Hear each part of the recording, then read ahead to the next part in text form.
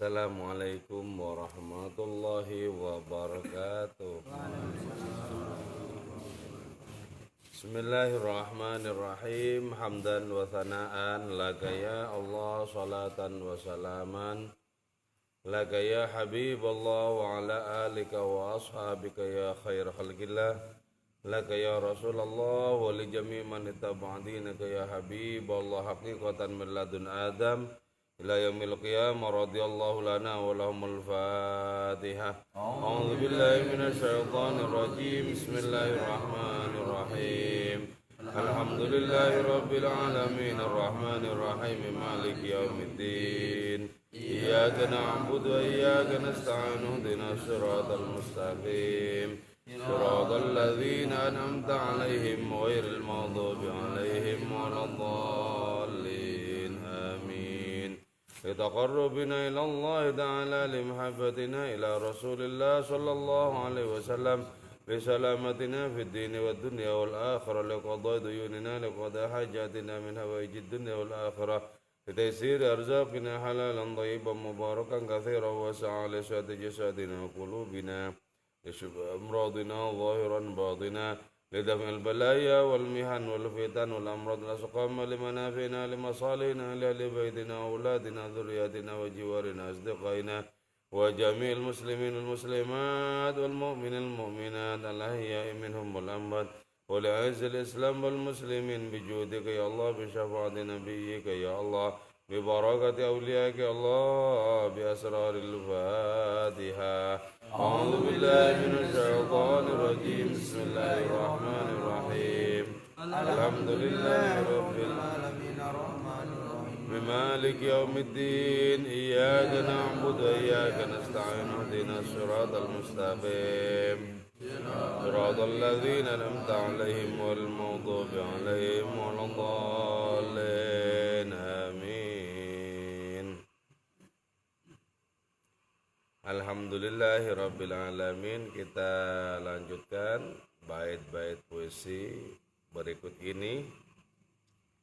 Ini di dalam ilmu arud disebut bahar khafif, yaitu dengan wazan fa'ilatun mustaf'ilun fa'ilatun fa'ilatun mustaf'ilun fa'ilatun.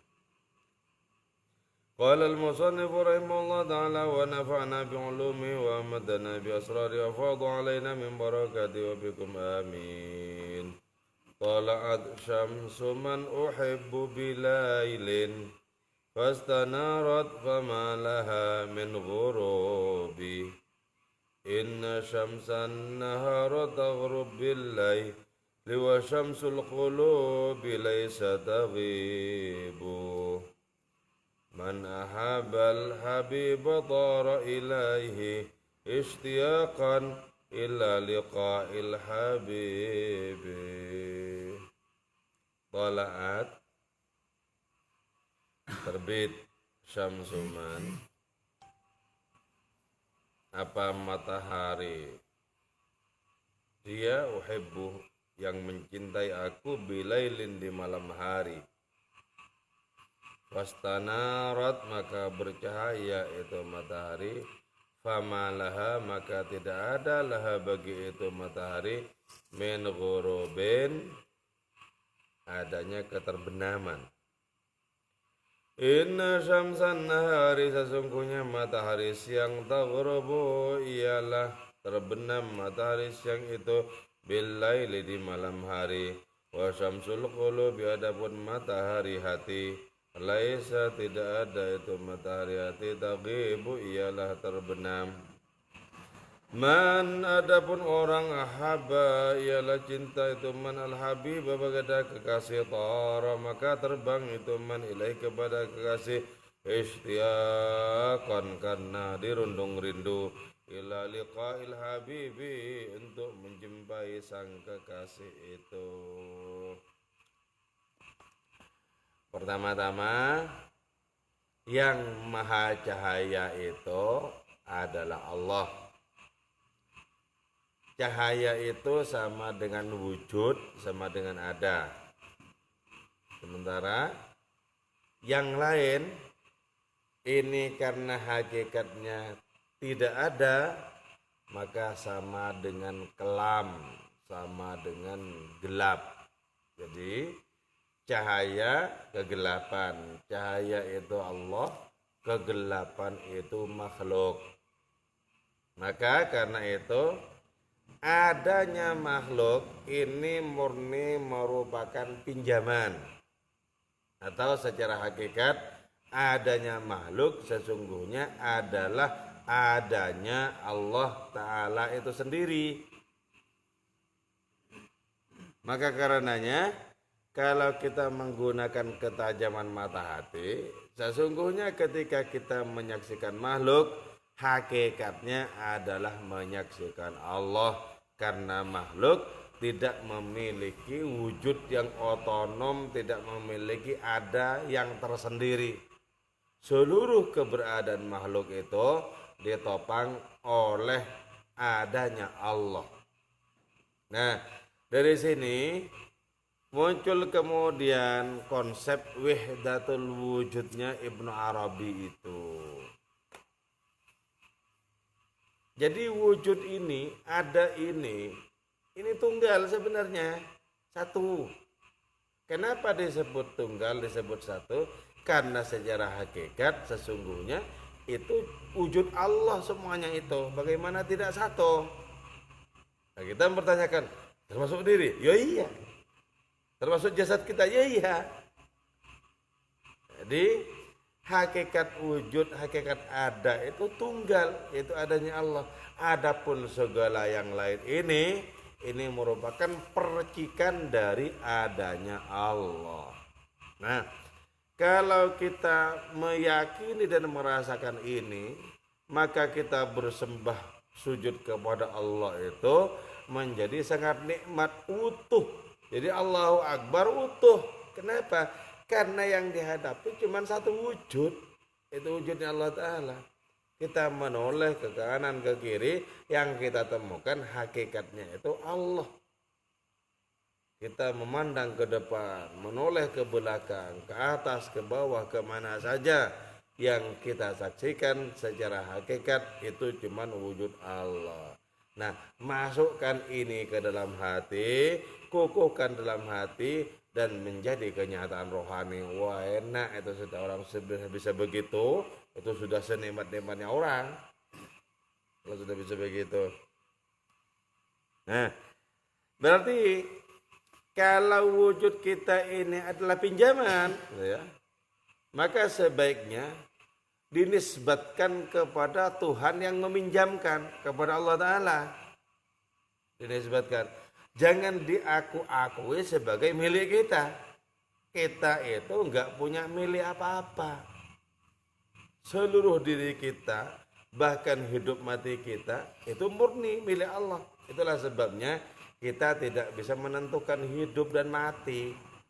Itulah sebabnya kita tidak bisa menentukan nasib. Yang diberikan oleh Allah kepada kita adalah kemampuan untuk berikhtiar, kemampuan untuk berusaha. Itu yang diberikan oleh Allah Ta'ala kepada kita. Jadi kemampuan untuk berusaha itu pun karunia, termasuk kemampuan untuk sholat, kemampuan untuk ngaji, kemampuan untuk mengerjakan berbagai macam kebaikan, itu karunia. Kalau itu dicabut habis. Jadi kita perlu ungkapkan, ya Allah, kesanggupanku untuk berikhtiar hakikatnya adalah kesanggupanmu. Perbuatanku terhadap kebaikan-kebaikan hakikatnya adalah perbuatanmu. Ya. Jadi utuh. Seolah-olah kalau begitu apa? Hidup ini digenggam rampung.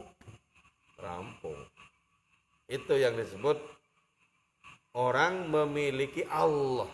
Jadi ya, orang itu disebut memiliki Allah ketika hidupnya itu sudah serba merasakan, menyaksikan Allah Ta'ala, dan melihat segala-galanya itu adalah Allah secara hakiki.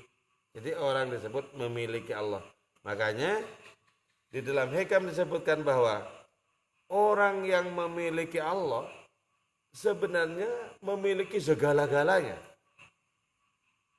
Kenapa? Karena segala-galanya itu dikandung di dalam Allah. Tapi orang memiliki berbagai macam, sementara tak memiliki Allah. Sesungguhnya orang itu tak memiliki apa-apa. Jadi itulah ya, semakin utuh hati kita merasakan dan memiliki Allah Ta'ala, maka akan semakin sempurna, semakin berbahagia hidup kita kalau begitu. Nah ini yang kita inginkan. Nah, tapi ternyata begini, kita mencoba dengan pemahaman ini untuk merasakan Allah, untuk memiliki Allah Ta'ala. Di saat ngaji seperti ini, ada juga perasaan iya.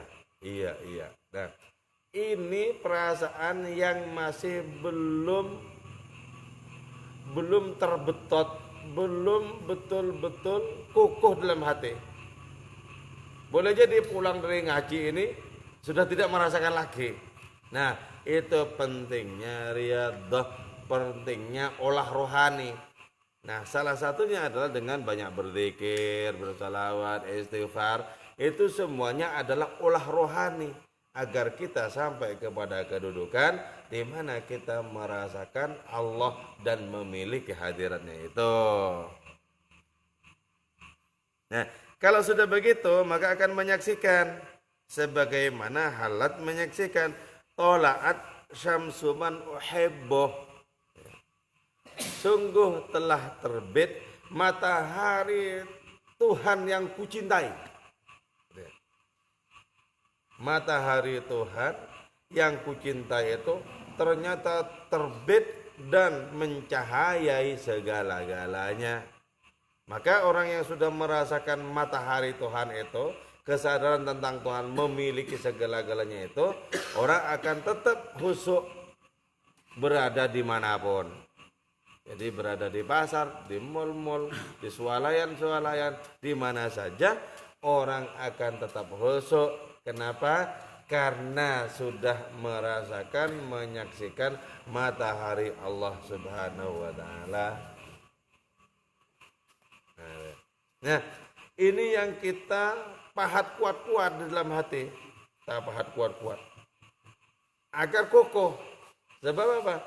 Kalau cuman samar-samar, nanti seperti tulisan di atas tumpukan pasir pantai. Kita tulis nama kita besar-besar, nanti dihempas oleh gelombang, hilang tulisan itu. Tapi kalau terpahat kuat, seperti terpahat di atas batu-batu, itu dihempas oleh gelombang, disapu oleh angin, tidak akan hilang karena sudah kokoh terpahat di dalam diri kita. Nah, di dalam diri para nabi dan para wali itu terpahat kuat adanya rasa dan kesaksian tentang Allah, kuat sekali sehingga tidak pernah lenyap, tidak pernah terhapus, tidak pernah hilang. Tidak seperti tulisan-tulisan di atas pasir pantai yang sebentar lagi akan dilenyapkan oleh datangnya gelombang. Tidak seperti itu. Jadi kita pahat kuat-kuat, kita rasakan. Karena itu latihannya itu, riyadhahnya itu setiap saat kita bekerja, kita di atas kendaraan, kita menekuni apa, itu tetap dilatih kuat-kuat. Adanya memahami dan merasakan Allah itu latih kuat. Nah kalau sudah seperti itu ya, kehidupan ini segini cuma digenggam.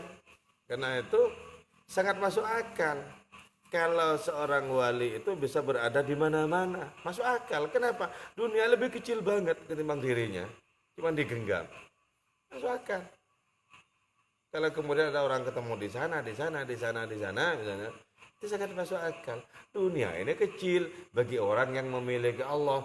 Dunia ini besar dan penuh dengan persoalan bagi orang yang jauh dari Allah. Sehingga dengan demikian adanya ruwet sedih terus begitu. Itu disebabkan karena orang jauh dari Allah, tidak merasakan hadiratnya. Tala'at syamsu man uhibbu, telah memancar cahaya matahari Tuhan yang kucintai. Terus yang terpenting apa? bagaimana kita memandang Allah itu sebagai kekasih. Ya. Kalau semula kita memandang Allah itu secara struktural, Allah Tuhan dan karena itu di atas dan kita hamba dan karena itu di bawah, gitu ya.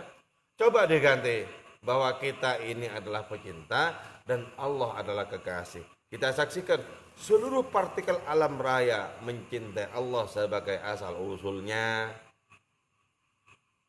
Karena sebenarnya manusia itu ditakdirkan untuk cinta asal usul. Coba orang-orang yang dari kampung misalnya, saya dari Madura, tetap cinta Madura. Ada rasa rindu untuk pulang kalau sudah lama. Jadi seperti itu sebenarnya perasaan kita dengan asal usul kita dengan Allah Subhanahu wa taala. Nah, asal usul kita bukan di sini. Di mana itu? Di ketak terhinggaan ilahi, di keagungan dan keindahan Allah taala. Dunia ini bukan rumah kita yang sebenarnya. Dunia ini hanyalah persinggahan sementara untuk kita ambil bekal secukup mungkin, sebanyak mungkin untuk kita berhadap-hadapan dengan hadiratnya. Nanti kalau sudah begitu ya, kalau sudah di dunia ini kita merasakan Allah Ta'ala sebagai kekasih gitu ya. Kita merasakan Allah Ta'ala sebagai kekasih. Nanti di akhirat kita ditanya, kau datang kepadaku, oleh-olehmu apa? Bekalmu apa? Gitu ya. Nah kalau kita sebagai pecinta, kita akan menjawab, ya Allah, saya tidak membawa oleh-oleh apapun selain sifat-sifatmu, selain amalmu sendiri. Pandanglah aku, kau akan menemukan dirimu sendiri. Karena seluruh kebaikan itu adalah al-fa'ilul hakiki huwallah. Yang bertindak, yang berbuat secara hakiki itu adalah Allah Ta'ala. Makanya ya, Maulana Rumi dengan sangat canggih memberikan gambaran tentang perkara. Maulana Rumi sangat canggih memberikan gambaran tentang perkara cermin ini. Beliau bertutur tentang Nabi Yusuf. Kata Maulana Rumi, ketika Nabi Yusuf itu sudah menjadi raja sekaligus Nabi di Mesir, datang kemudian kawan yang sebaya di masa kanak-kanak dulu, ketika sering main bersama, bercerita bersama, dan tidur bersama-sama. Ketika sampai di Mesir, kawannya itu Nabi Yusuf bilang, engkau kawanku, aku terkenang masa silam. Dulu engkau bermain bersamaku, kejar-kejaran, bercerita juga dengan penuh semangat bersamaku. Kemudian kau juga sering tidur bersamaku, menghabisi malam demi malam juga bersamaku. Tak pantas seorang kawan datang dari jauh tidak membawa oleh-oleh. Tidak pantas. Ampun kawan, kata temannya Nabi Yusuf itu. Membawa oleh-oleh kepadamu itu serupa membawa garam ke lautan, tempatnya garam itu. Atau membawa oleh-oleh kepadamu itu serupa membawa buah kumin ke Kirman, tempat asal-usul kumin itu sendiri. Saya tidak membawa oleh-oleh apa-apa kawan. Yang saya bawa cuma satu, yaitu cermin. Ini kubawakan cermin yang lebar dan sangat bening. Di situ kau bisa menikmati keindahan dan ketampananmu sendiri. Dan ketika kau menyaksikan ketampananmu, keindahanmu sendiri, kenanglah aku sebagai kawanmu. Ini perumpamaan sebenarnya. Ketika para pecinta ditanya oleh Allah Ta'ala, oleh-olehmu apa dari dunia, bekalmu apa? Ya Allah, saya tidak membawa bekal apa-apa, saya cuma membawa cermin, dan cerminmu adalah diriku ini. Pandang aku baik-baik, kau temukan sifatmu, kau temukan amal perbuatanmu sendiri. Karena hakikatnya aku tak punya amal, tidak punya kebaikan, bahkan wujud ini bukanlah milikku tapi milikmu. Nah itu deh ya. Ketika kita menyembah Allah Ta'ala sebagai pecinta. Seperti itu. Nanti kita saksikan ya. Kita berkata jujur saja kepada kawan, kita menyaksikan ini perbuatan Allah. Kita berkata jujur saja, ini perbuatan Allah Ta'ala. Kita berbicara yang baik, bertindak yang baik, kita katakan, ini sesungguhnya bukan amalku, ini murni amalmu yang dipantulkan kepadaku ya Allah, kan itu. Nah kalau hidupnya orang sampai sebegitu, indah. Kalau sudah merasakan itu, pasti waliullah. Makanya ya, ini yang kita incar sebenarnya dengan memohon dan bersandar kepada Allah Ta'ala. Bukan bersandar kepada pemahaman kita dan amal-amal kita. Seluruh amal, seluruh pengetahuan tanpa karunia Allah Ta'ala adalah pasir yang berserakan, debu-debu yang berterbangan, tidak ada gunanya apa-apa. Ya, di sini kita utuhkan diri kita sepenuh-penuhnya bersandar kepada hadiratnya, bukan kepada apapun. Dunia berserak-serak, dunia bergolak-golak, sama sekali bukanlah tempat kita menyandarkan diri dan istirahat. Bukan. Ini hanyalah gelombang kehidupan, tempat persinggahan kita untuk mengambil benih-benih cinta. Kita betotkan dalam diri kita, kita persembahkan kepada hadiratnya yang memang merupakan asal usul cinta itu sendiri.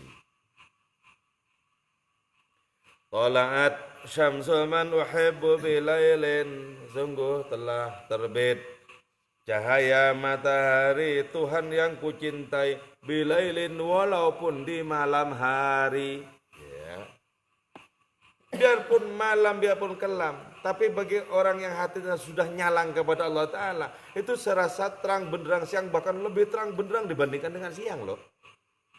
Terang benderang. Oh, tentram sekali orang yang hidupnya seperti itu. Terang benderang. Tujuannya sudah jelas. Hiburannya jelas. Tujuannya Allah, hiburannya Allah. Orang seperti itu nggak mungkin ruwet. Nggak mungkin sedih. Nggak mungkin berantakan.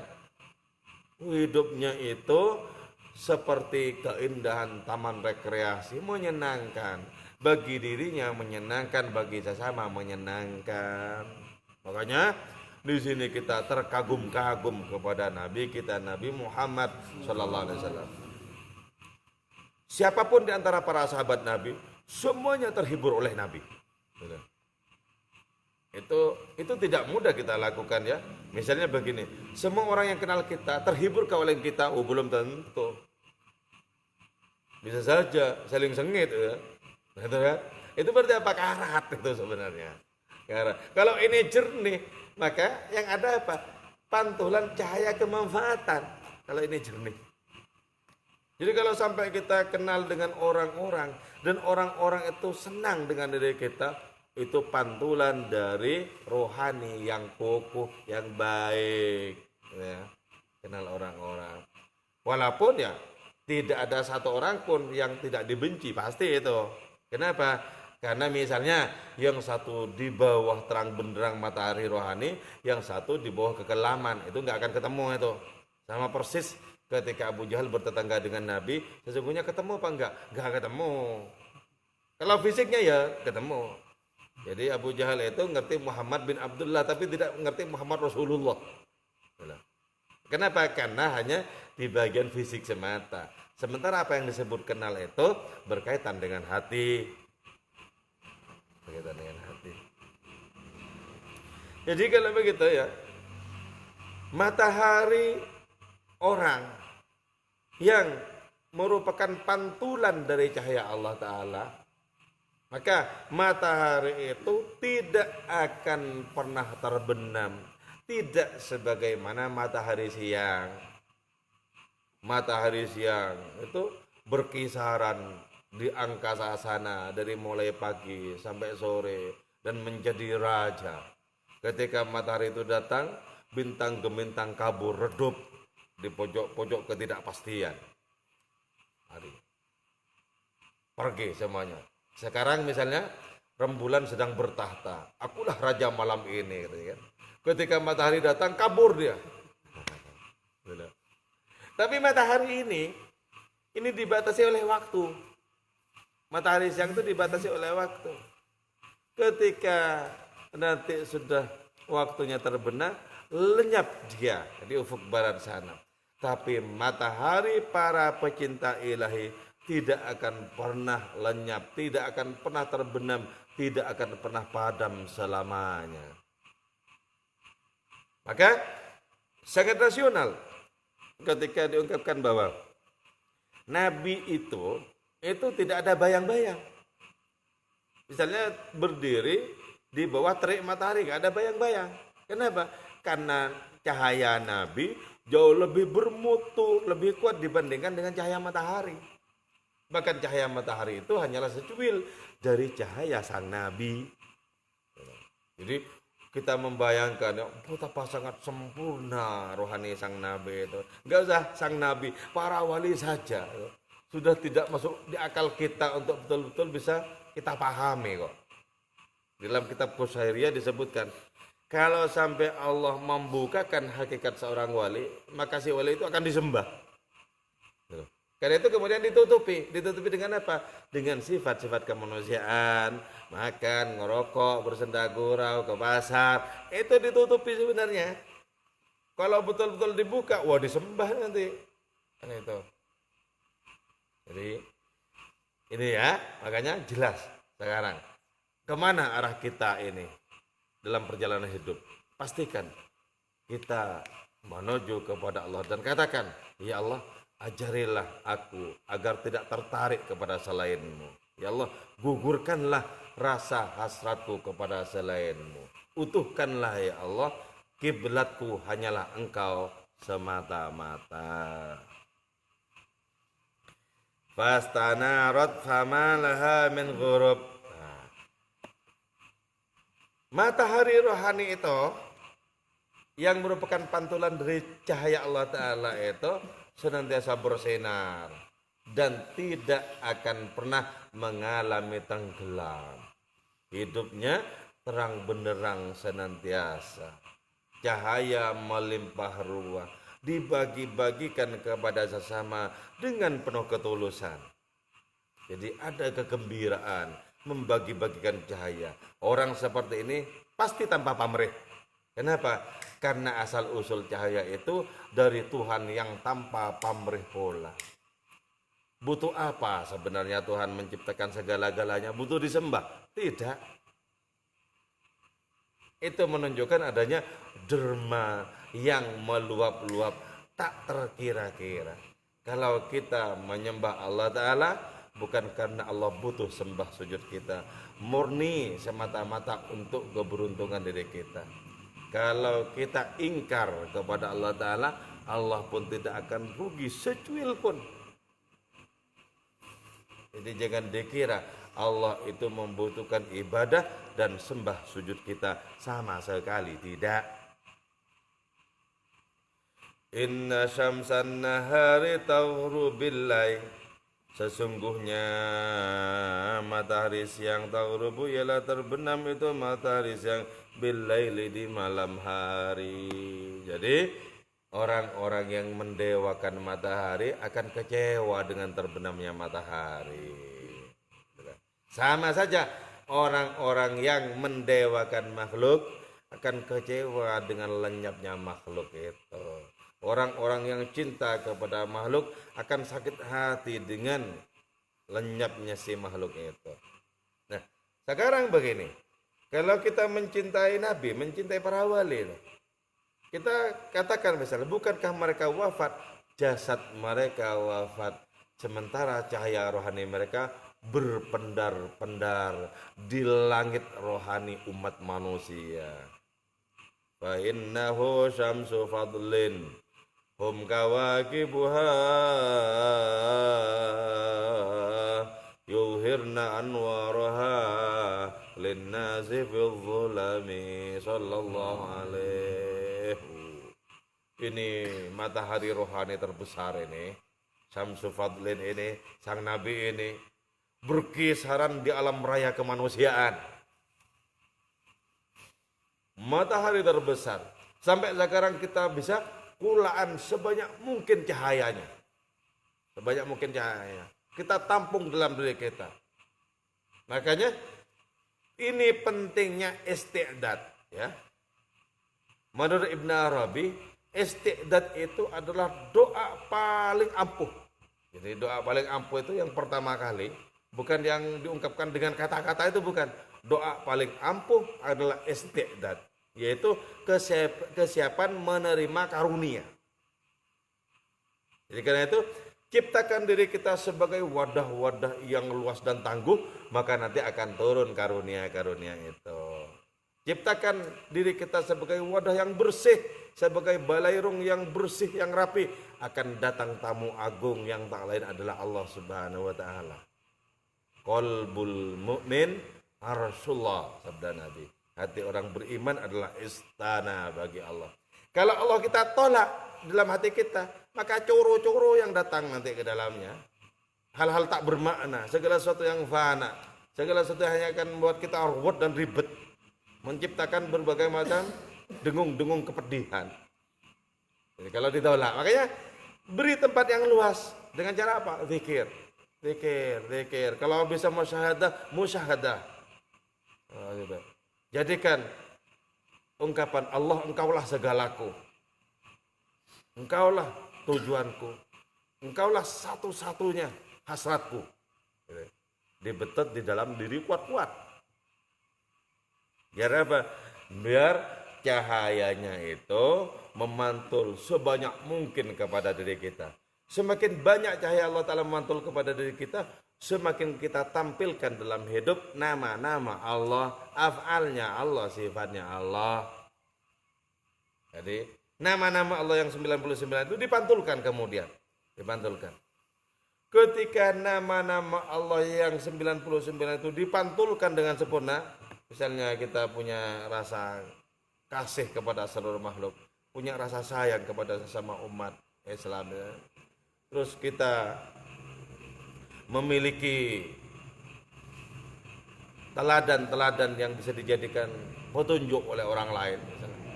Kalau seluruh nama Allah itu kita pantulkan lewat amal kita, lewat perilaku kita, maka kitalah nama Allah yang ke-100. Konsepnya salah satu guru saya, yaitu Ki Haji Muhammad Zuhri. Nama kita ini menjadi nama Allah Ta'ala yang ke-100. Pengejawantahan dari seluruh nama-nama itu. Kalau orang menjadi nama Allah yang ke-100, maka itulah Ismullahil A'zam, nama Allah teragung. Siapapun yang memiliki itu, maka apapun yang diinginkan terjadi. Jadi karena itu kalau bagi para wali itu ya sepele sebenarnya. Kalau cuma ingin memindahkan gunung dan lautan itu, cuman untuk apa? Untuk apa? Nggak ada gunanya. Hanya ketika Allah yang memerintahkan itu kemudian dilakukan. Kalau tidak, untuk apa? Orang seperti itu sudah bebas dari dengus nafsunya sendiri. Nama Allah yang ke-100. Makanya di dalam kitab Nafahat itu, Nafahatul Unsi min Hadratil Qudsi, itu disebutkan suatu saat Syekh Abu Yazid Bustami itu menggendong bayi. Terus datang seorang tamu yang dengan sangat merasa butuh terhadap adanya petunjuk Syekh Abu Yazid. Tamu itu bilang, "Guru," kata si tamu, "tolong tunjukkan kepadaku, Guru, Ismullahil A'zam, yang kalau saya berdoa dengan Ismullahil A'zam itu, maka segala keinginan saya akan menjadi kenyataan." Terus bayi yang digendong itu kemudian berbicara, yang sesungguhnya belum waktunya bisa berbicara. Kata bayi itu sambil memegang-megang jenggotnya Syekh Abu Yazid, "Pemilik jenggot inilah Ismullahil A'zam. Kau berdoalah dengan orang ini, terkabul." Ya. Jadi kenapa bisa seperti itu? Karena seluruh hidup mati Syekh Abu Yazid, bahkan nafasnya, seluruhnya berasa Allah Ta'ala. Berasa Allah Ta'ala. Dan karena itu beliau menjadi realitas dari Ismullahil A'zam. Nah, dari situ kemudian muncul ungkapan-ungkapan yang sering disalahpahami. Ketika Syekh Abu Yazid merasakan sepenuhnya memiliki Allah, beliau kemudian mengatakan, mulki a'dhamu min mulkik ya ilahi, kuasaku lebih besar dibandingkan kuasamu ya Tuhan, atau apa yang kumiliki ini jauh lebih besar ketimbang apa yang kau miliki. Bagaimana tidak, aku memiliki engkau yang segala-galanya sementara engkau hanya memiliki aku. Mulki a'dhamu min mulki atau milki a'dhamu min mulki ya ilahi. Nah, kalau orang begitu ya, lewat seluruh kawan dunia yang fana itu lewat itu. Seluruh rayuan yang muspra, yang pada akhirnya sirna musra itu lewat itu. Lewat. Orang memiliki hiburan yang paling berkualitas saat orang sudah memiliki Allah, sudah merasakan Allah. Nah, ini enak.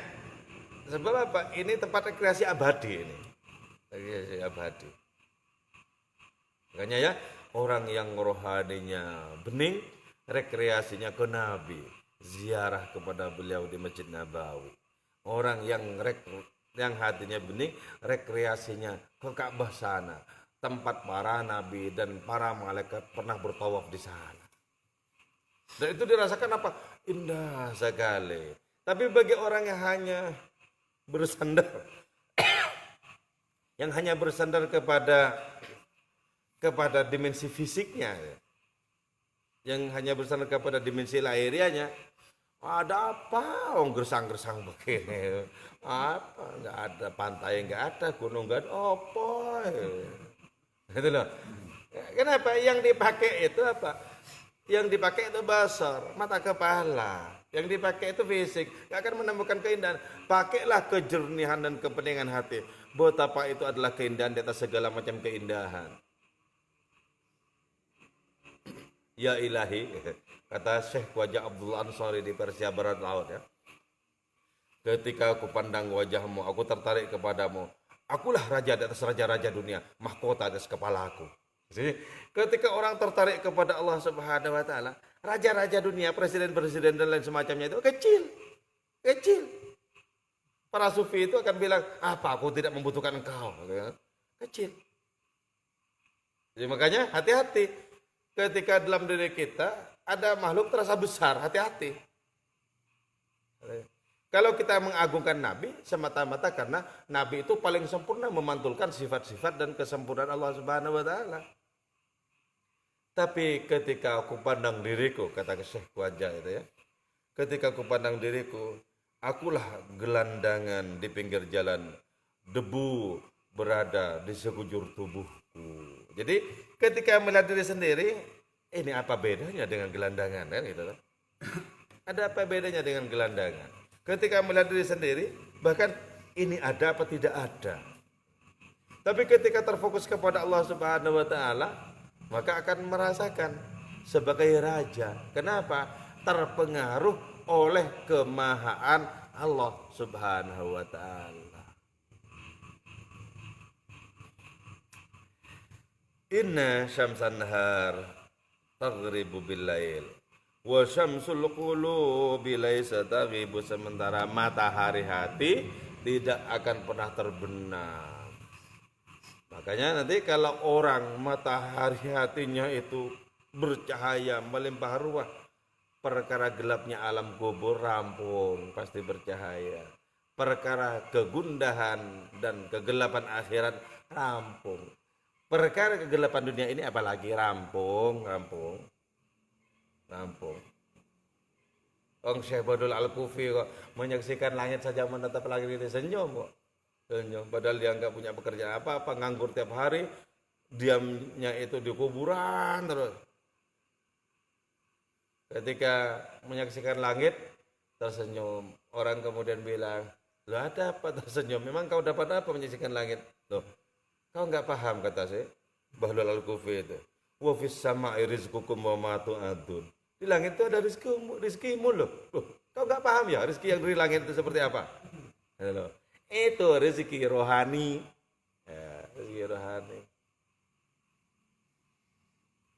Wa ma tu'adun, dan segala sesuatu yang kau dijanjikan untuk mendapatkannya. Oh, enak, nikmat, seperti itu ya. Stres, enggak mungkin menghinggapi orang seperti itu. Sedih, gundah gulana, hatinya tidak karu-karuan, nggak mungkin. Kabur itu. Seluruh sebutan tadi, sedih, ribet, gundah gulana, susah, apalagi itu nyaris gila. Kabur itu, waktu itu kegelapan kok.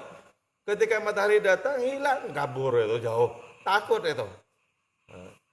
Kata Maulana Rumi, seperti gubernur-gubernur yang berdiri dengan gagah. Ketika sultan datang, dia minggir ke pojok-pojok ketidakpastian. Sultannya datang, begini semuanya hilang. Oh, alhamdulillah, alhamdulillah, alhamdulillah. Nah, ini tandanya apa? Man ahabbal habiba tara ilahi ishtiyaqan. Orang yang cinta kepada Allah Maha Kekasih, maka konsekuensinya, kepastiannya adalah dia akan terbang dengan penuh kerinduan. Karena itu, rindukah kita kepada Allah Ta'ala, atau kita menyembah Allah dengan rasa hambar tak terkira-kira itu? Hanya minimal ya, kalau sholat itu minimal ada rasa enak itu loh. Kalau rasanya biasa itu masih hambar itu, berarti masih penyakitan. Artinya kayak ini ya, ini kok enak enggak? Kayak biasa, berarti enggak sehat itu. Enggak sehat. Kayak biasa gimana wong itu kenikmatan? Tanyakan. Nih kalau semangka enak enggak? Kayak biasa aja, berarti harus periksa itu. Periksa. Ini kok enggak enak gimana itu loh. Nah, Allah Ta'ala itu lebih enak dari segala-galanya. Lebih enak dari segala-galanya. Makanya minimal kalau sholat itu seneng. Kalau sampai greget kerinduan, itu merupakan kenikmatan luar biasa. Itulah sayap yang dipakai untuk terbang kepada hadiratnya. Itu sayap cinta dan kerinduan. Langit demi langit bisa ditembus dengan sayap cinta dan kerinduan itu.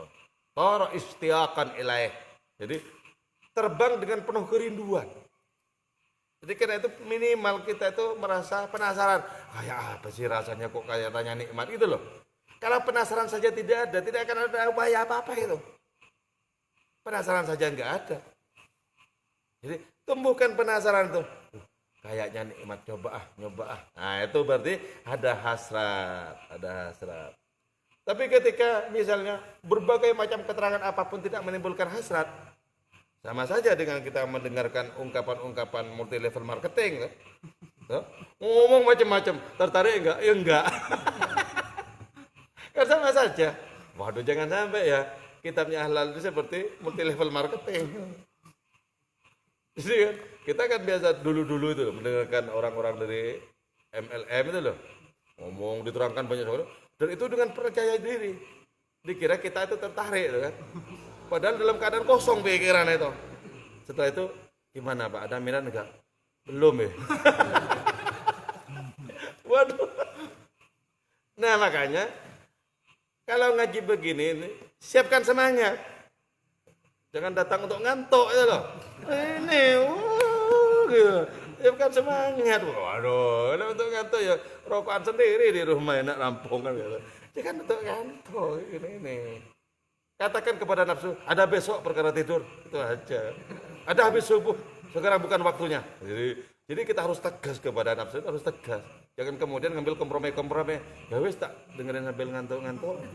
Hilang lenyap. Mau yang enggak ngantuk saja belum tentu terpahat dalam hatinya, apalagi yang ngantuk. Makanya yang semangat. Sama dengan kalau mendapatkan rezeki berupa uang itu loh.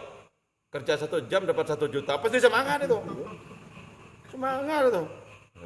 Jadi jangan sampai kalah semangat ini dengan semangat perkara rezeki materi gitu loh. Gitu ya maksudnya. Eman-eman tengah malamnya kalau juga campur-campur ngantuk itu. Udah dibela-belain enggak tidur masih campur ngantuk. Kan mending total utuh itu loh. Gini dong. Nanti mau layasol juga mau layasol dengan harapan muncul kerinduan kepada Nabi.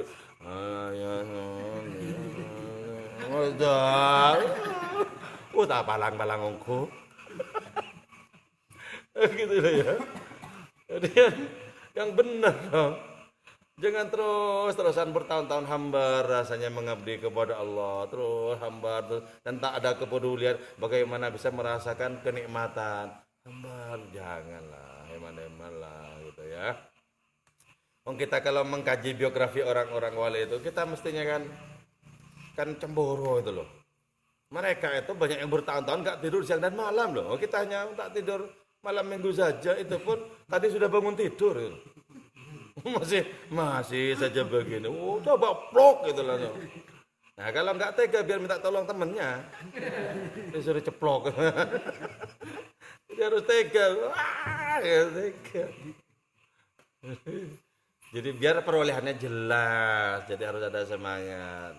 Perkara seberapanya terserah Gusti Allah. Yang penting ikhtiar kita semangat. Wadah kita jelas gitu loh maksudnya. Itu tadi. Dulu Syekh Abu Bakar Shibli itu ketika pertama-tama belajar melek malam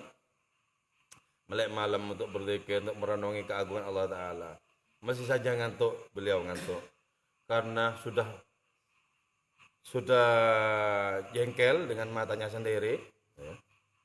Dia masuk ke dapur ambil garam halus itu loh, langsung masukkan, ayo mau ngantuk enggak, nanti kalau masih ngantuk tak tambahi lagi, ayo. Nah itu harus punya metode begitu, kalau enggak ya kompromi dengan ngantuk terus. Waduh, ini pulang-pulang dapat apa sebenarnya? Ya dapat ganjaran, dapat pahala niat ngaji. Masa dari dulu cuma pahalanya pahala niat? Enggak ada peningkatan kan gitu maksudku. Oke ya, ini 3 bait sudah kita rampungkan, moga-moga mendapatkan barokah dari Kanjeng Nabi Muhammad SAW, dari Syekh Husin bin Mansur Al-Halaj, dari adanya perjumpaan kita pada malam hari ini. Wal afu minkum, wassalamualaikum warahmatullahi wabarakatuh.